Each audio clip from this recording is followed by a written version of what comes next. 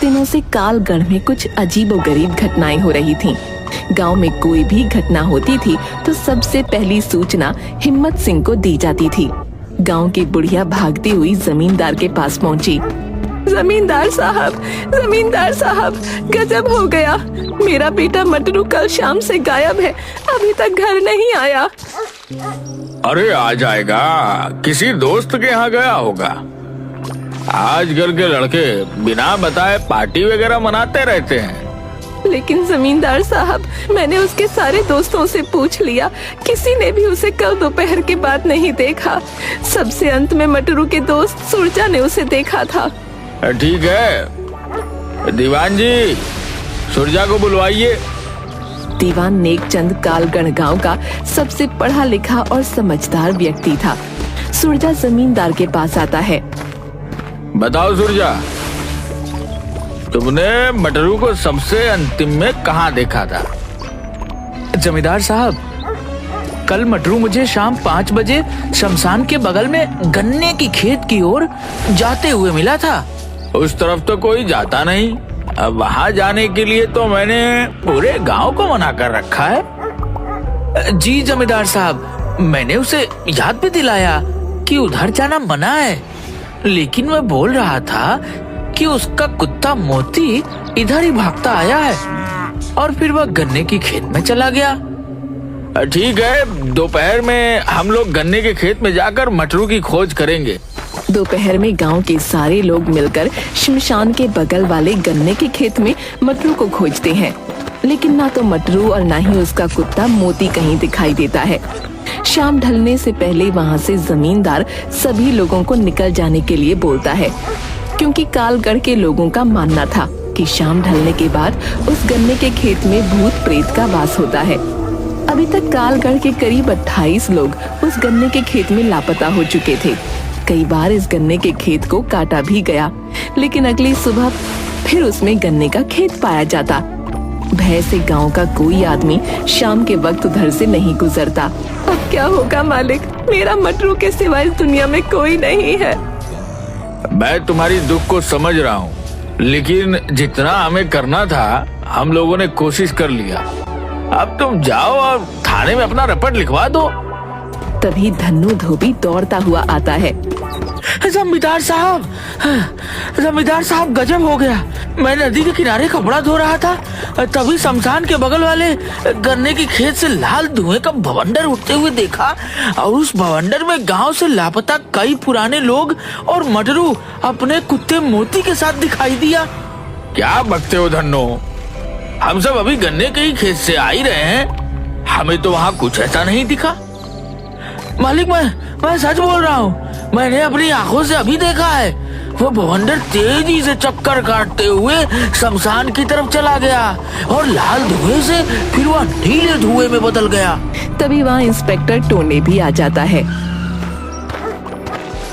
आइए इंस्पेक्टर साहब, हम आप ही को बुलाने वाले थे। आपके गांव में घट रही घटना के बारे में तो मालूम ही होगा। जी हाँ जमींदार साहब, गांव में घट रही घटनाओं पर हमारी पैनी नजर है। हमने 2 कांस्टेबल सिंटू और पिंटू को गन्ने के खेत के पास चेक पोस्ट बनाकर तैनात रहने को कहा है। अभी धन्नू धोबी ने गन्ने के खेत में लाल धुएं का बवंडर उठते हुए देखा है, जो शमशान में जाकर नीले कलर में बदल गया और विलीन हो गया। हमें यह भी पता है, कांस्टेबल सिंटू और पिंटू ने इसकी पुष्टि की है कि उन्होंने भी ऐसे बवंडर को उठते हुए देखा है, जिसमें कुछ लोग फंसे हुए दिखाई दिए थे। मैं इसीलिए आपके पास आया हूँ कि आप गांव में सभी को हिदायत दे दें कि शाम के वक्त गन्ने के खेत की तरफ कोई नहीं जाएगा। गांव का सबसे बड़ा सेठ चित्तर पांडे की कार भी वहाँ आ जाती है। अरे आइए चित्तर पांडे जी, आप ही के गन्ने की खेत की चर्चा हो रही है। अरे मैं भी इस भूतिया गन्ने की खेत से परेशान हो गया हूँ। मैं सोच रहा हूँ कि उसके चारों तरफ 4 दीवारी घिरवा दूं, ताकि कोई आगे कांड न हो। सही सोचा है सेठ जी आपने। ये लीजिए मुखिया जी, 2 लाख रुपए मेरी तरफ से बुढ़िया को दे दीजिए। अरे पांडे जी, आप खुद दीजिए। अरे आप ही दे दीजिए, मैं गुप्त दान देने में विश्वास रखता हूँ, दिखावे में नहीं। अच्छा, मैं चलता हूँ, मंत्री जी के साथ एक इम्पोर्टेंट मीटिंग है। ऐसे ही आदमी को हमारे समाज की जरूरत है। बहुत ही नेक आदमी है सेठ जी। उधर कांस्टेबल सिंटू और पिंटू चेक पोस्ट पर। भैया आप कहाँ से हो? हम तो बिहार से हैं। और आप? हम तो यूपी से हैं। जरा सुरती है तो दो यार, डर के मारे पिछवाड़ा फटा जा रहा है। बताओ, हम लोग क्या भूत पिशाच भगाने के लिए भर्ती हुए थे पुलिस में? हाँ भैया, बात तो तुम ठीक कह रहे हो। ये लो चिनौटी, पहले खैनी रगड़ो, फिर खा के सोचेंगे कि हमें क्या करना है। डर तो ससुरा हमें भी लग रहा है। भैया तुमने कभी भूत देखी है? हाँ भाई, हमने तो भूत देखा है। हमारे चाचा को मेरे सामने भूत ने उठाकर 3 बार उठाकर पटका था। जब हम आम के पेड़ के रखवाली के लिए मचान बनाकर उस पर सो रहे थे। मैं नहीं मानता, मैं भूत प्रेत को नहीं मानता। ये एक कोरी कल्पना और अफवाह है। ठीक है भैया, अपनी अपनी सोच है। अच्छी बात है कि तुम्हें भूत प्रेत पर विश्वास नहीं है। हमें तो है भैया। ऐसा करते हैं, आधी रात तक तुम पहरा देते रहो, आधी रात के बाद मुझे उठा देना और तुम सो जाना। हाँ, यही ठीक रहेगा भैया। ठीक है भाई, मैं तो अब सोने जा रहा हूँ। रात 2 बजे हमें उठा देना। अभी 5 मिनट ही हुए थे कि चेक पोस्ट के पास बने झोपड़ी में सिंटू सोने जा रहे पिंटू के पास आता है। अरे सिंटू, क्या हुआ? तुम अंदर क्यों आ गए? भाई मुझे पेशाब लगी है। अबे तो पेशाब अंदर करेगा क्या? थोड़ी दूर जाकर पेशाब कर लो, पूरा खेत खाली पड़ा है। वैसी बात नहीं है पिंटू भाई।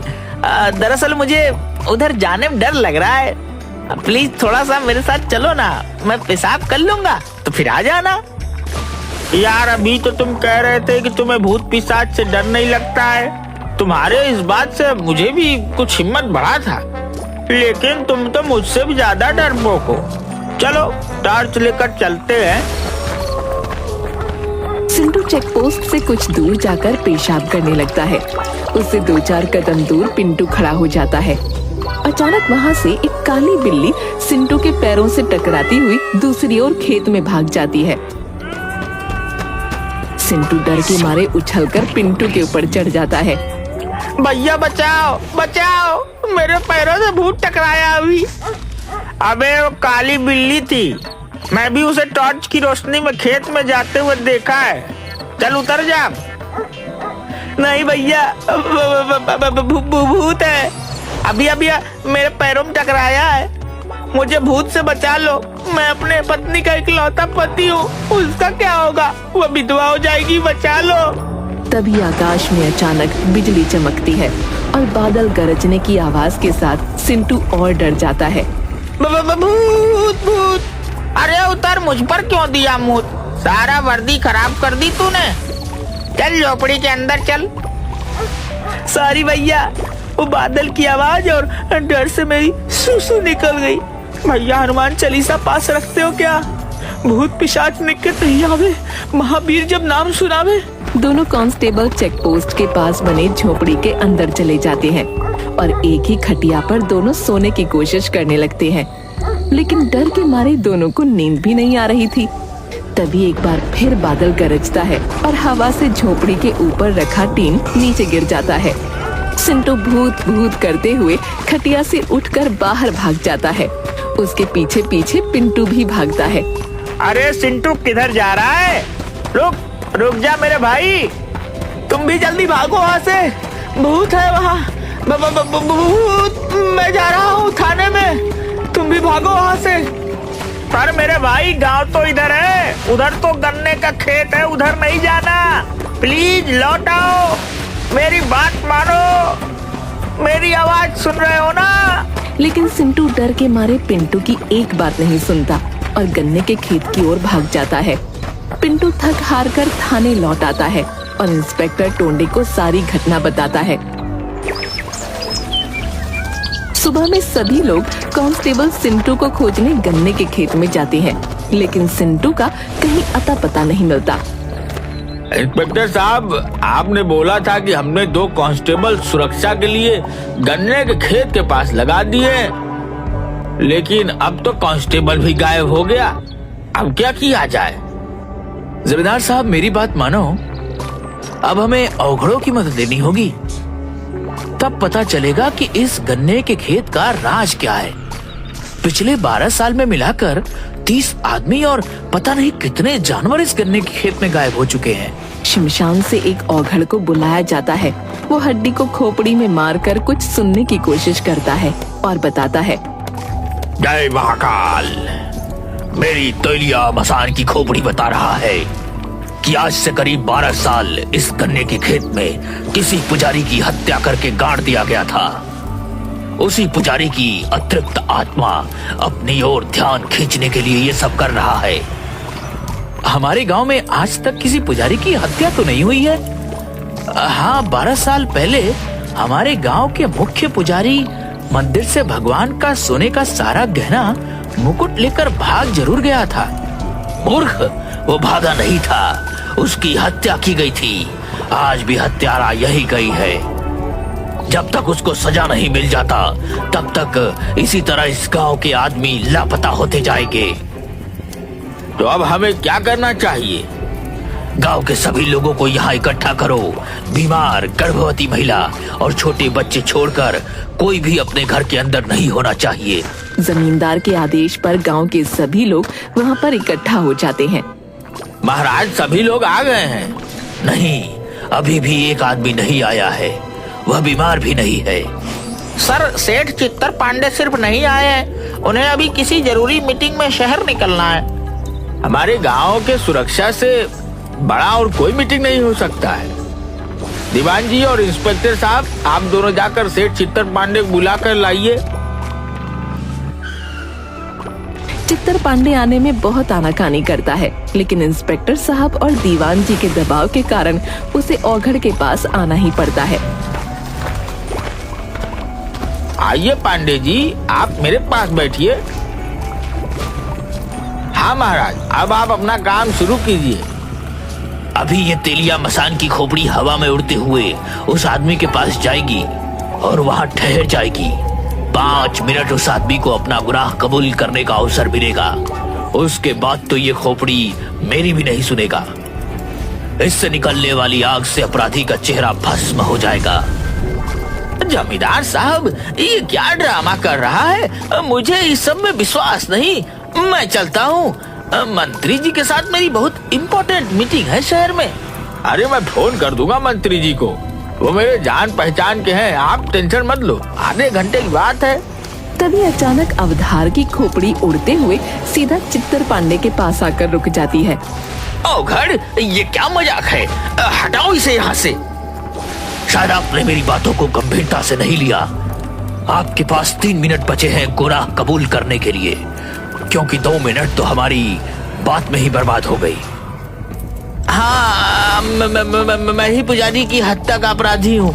रोको इसे, मैं मरना नहीं चाहता। 12 साल पहले जब मैं मंदिर से सोने और गहने और मुकुट की चोरी करके भाग रहा था तो पुजारी ने मुझे देख लिया था और मेरे पीछे पीछे इस गन्ने के खेत में पहुंच गया, जहाँ मैं गहने को मिट्टी में छुपा रहा था। मैंने उससे विनती की, लेकिन वो नहीं माना, तो मैंने उसे गला दबाकर मार दिया और वहीं उसकी कब्र खोद दी। कुछ दिन बाद उन सोने के आभूषणों को बेचकर सेठ चित्तर पांडे बन गया। इंस्पेक्टर साहब, देख क्या रहे हैं? इस दुष्ट को हिरासत में लीजिए।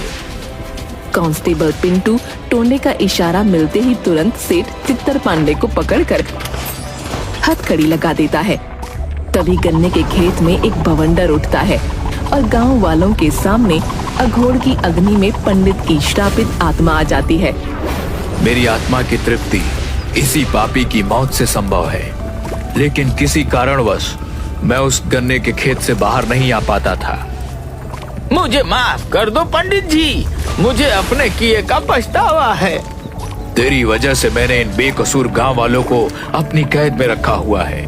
तेरी मौत से इनकी मुक्ति संभव है। पुजारी जी, कोई और विकल्प दीजिए।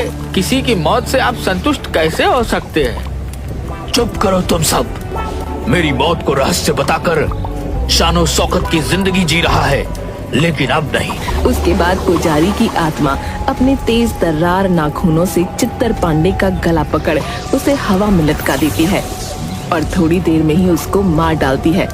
इसके बाद आत्मा वहाँ से गायब हो जाती है मुक्ति, मुक्ति। और एक के बाद एक करके 30 आदमी और कई मवेशी उड़ते हुए आकर औघड़ के पास गिरते हैं और सभी सुरक्षित अपने अपने परिजनों से मिल जाते हैं। औघड़ के कहने पर उस गन्ने के खेत को जलाकर पुजारी जी की याद में एक बड़ा सा मंदिर बनवा दिया जाता है।